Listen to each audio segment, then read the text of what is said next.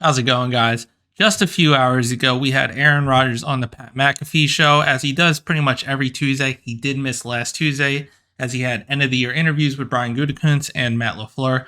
But he came back this week, and he was asked a few questions about what the future's like from AJ Hawk, and if he's made a decision and what goes into it. And it was kind of telling, but it was also probably what you might have slightly expected. So when asked about his future in Green Bay, if he's made a decision, he's obviously not made a decision yet, as he's still a little bit too removed from it and he hasn't come to a full conclusion.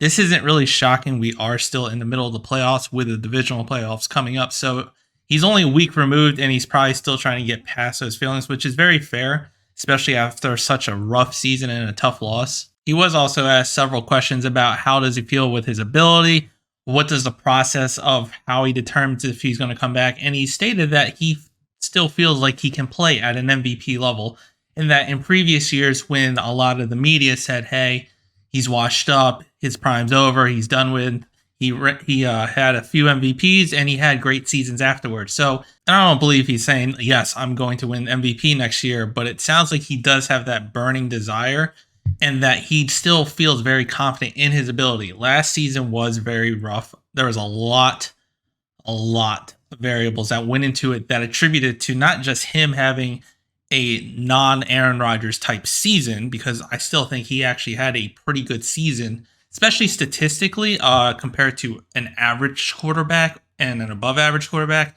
but also the team as a whole just didn't live up to expectations. Now, Aaron Rodgers also did state that he will only come back if he feels like the Packers are all in.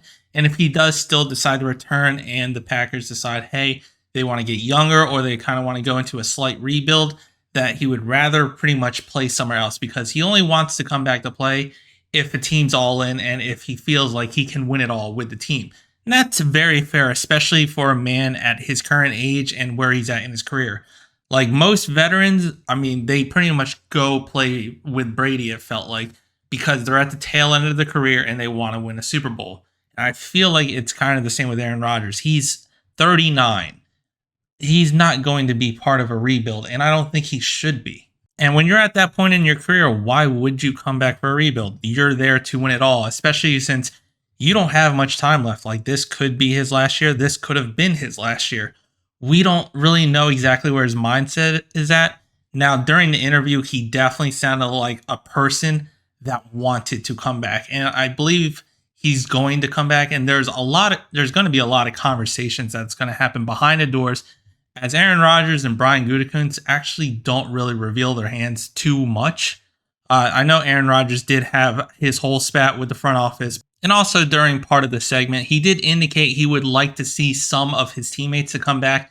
And the list, it only consisted of 5 players, but the list isn't too shocking, but it is going to be interesting if Aaron Rodgers decides to come back and if Brian Gutekunst actually wants Rodgers back, how they could potentially make this work and what type of ramifications it has. He did end up mentioning David Bakhtiari, which we all know is his best friend, but David Bakhtiari, when healthy and on the field, is one of the best passing left tackles in the game. So he should, even without Rodgers, stay on this team. I feel like they'll restructure his contract to lighten his cap hit for this year, because as of right now, he's got a big cap hit. He also mentioned Randall Cobb, another one of his best friends. Yes, it does sound like he's mentioning his best friends, but just bear with me. Randall Cobb, yes, he's a good security blanket for us. If he's paid towards the veteran minimum or like $1 million or $2 million, I think he should come back. He is a good veteran presence in our locker room. He could still help these young receivers coming about. Like, he was actually very reliable with his hands when called upon. When we looked back at how the receivers did, Romeo Doubs had 9 drops, and Christian Watson came into form later, but he still has an issue with drops. So that is a decent security blanket for Aaron Rodgers if when his number is called, and he can actually help this receiving crew get better hands and coach them up. And then another player he mentioned was Big Bob Robert Tonyan, another player with a good set of hands, only had 1 drop this season. Was he as explosive? No. Could he cost a lot? I'm not entirely sure, considering his year wasn't the greatest and it looked like he was lacking speed. So I'm kind of unsure where his market is, but if he doesn't cost a lot, he should be brought back, especially if we're going all in. He is a reliable set of hands for Aaron Rodgers. And like I said, he only dropped 1 pass. And then he mentioned big dog Mercedes Lewis, who I am also completely fine with. One of the best blockers in tight end for us, was an amazing asset to us, especially he was 38. He's going to be 39, but I still think, especially at the veteran minimum or out on a cheap contract, he's definitely worth it. If not just only for his run blocking, his pass blocking, and his veteran presence in the locker room. He's a very good locker room guy. Now, the last player, I don't know how they're going to make work, if they even attempt to or how much they attempt to, and that's Allen Lazard. Allen Lazard, no, he's not the number one receiver. Not a number one receiver. But I think he was crucial to this offense. He's a great run blocker, very good, reliable set of hands for the most part, and he has good rapport with Aaron Rodgers. And I also think he's a good locker room guy to also, once again, help this young receiving crew. Yes, it seemed like Aaron Rodgers was kind of picking his best friends, and he is really close with these guys, and it sounds like, hey, I'm only going to come back so we can run it back with my crew and my friends. I don't think it's that. I really don't. Like, the names he mentioned make sense. Are some of them past their prime? Yes. Do some of them not contribute much? Yes. But each player, it does make sense under the right contract. I would actually be fine with all 5 of these guys coming back, as long as they don't cost an extreme absorbent amount of money, which I don't think they all will, except for maybe Allen Lazard. That one's going to be the most trickiest if they decide to go down this route. But at the end of the day, this still is going to come down to, first, does Aaron Rodgers actually want to come back and run it back?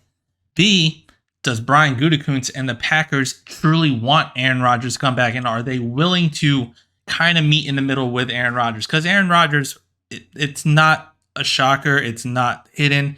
He's going to want some things. And he's played in this league. His resume is amazing. And he kind of deserves asking for some help, especially at the receiver, where, yes, why are we asking for Randall Cobb? Security blanket. Why Lazard? Great blocker. Once again, another security blanket and a great possession catcher. Why Tunyon? A possession catcher. So some of these askings from him aren't really insane, in my opinion. Like, he needs help. He can't carry us into the Super Bowl and win it all. He hasn't been able to in the past decade. The last time we won the Super Bowl with him was the only time we won the Super Bowl with him. And he had an amazing defense, an amazing receiving crew, and a pretty good run game. He had help. And that in turn allowed him to play out of his mind and help us win the Super Bowl. Because it wasn't just the defense that carried us to that Super Bowl or the offense. It was a collective effort. But let me know what you think down in the comments. If you liked the video, hit the like button, subscribe to the channel, and as always, go Pack Go.